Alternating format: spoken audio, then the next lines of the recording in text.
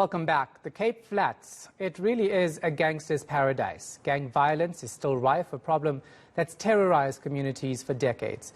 Now, often innocent blood is shed when residents are caught in the crossfire of turf wars. In 2022 alone, the Western Cape Health Department reported 355 gun-related deaths. More recently, mass shootings have made headlines in the Cape Flats. Let's discuss this and plans in place to deal with issues there. Community Safety MEC Reagen Allen. Thanks for your time, Reagen. Appreciate it.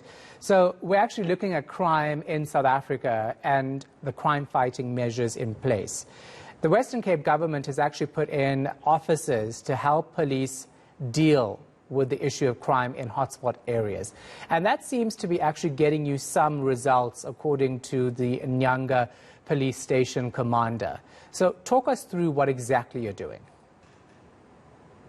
Thank you so much, Shahan. What we have seen in the Western Cape, for example, is that we have a severe chronic under-resourcing in terms of what SAPS needs to do from their end. So what we've done in terms of the Western Cape Safety Plan is, in partnership with the City of Cape Town, we deployed additional LEAP officers, which is forming part of the Law Enforcement Advancement Plan unit.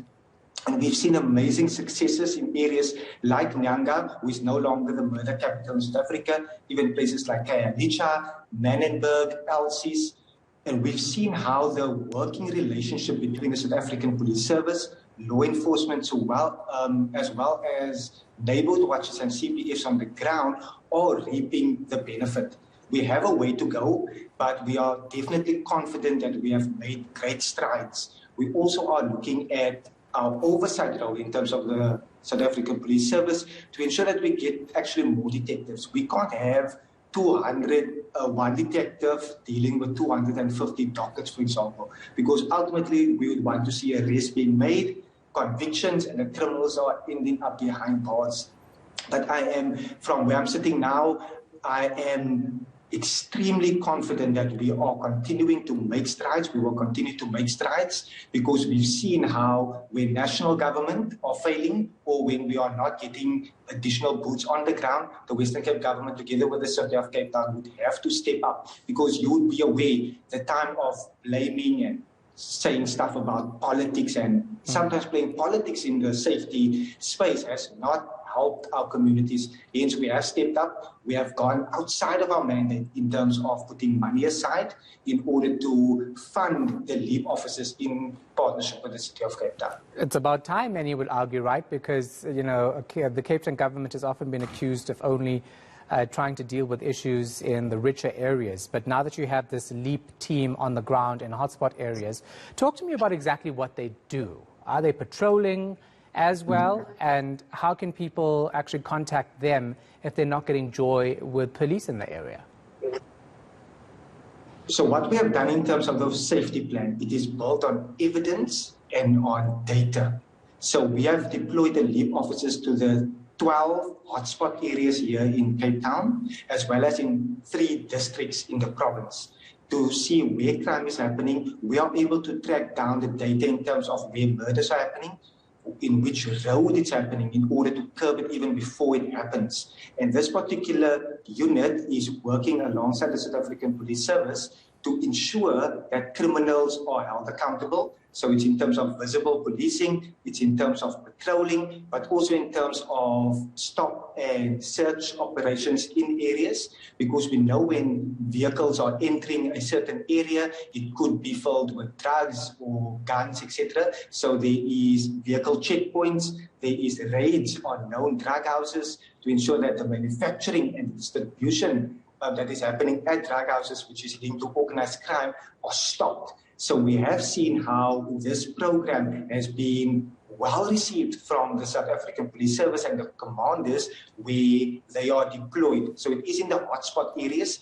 And Shahan, we are getting requests from a number of communities. We are saying, can't we get a LEAP in our area as well? And it's so difficult because we have X amount of money that we took away from other areas in order to fund this, because this need has materialized due to a chronic under-resourcing for many, many years. If we look at Khayelitsha, and you mentioned earlier on in terms of the mass shootings, of the mass shootings, we've seen that 211 of those mass shootings out of the 440 were gang-related.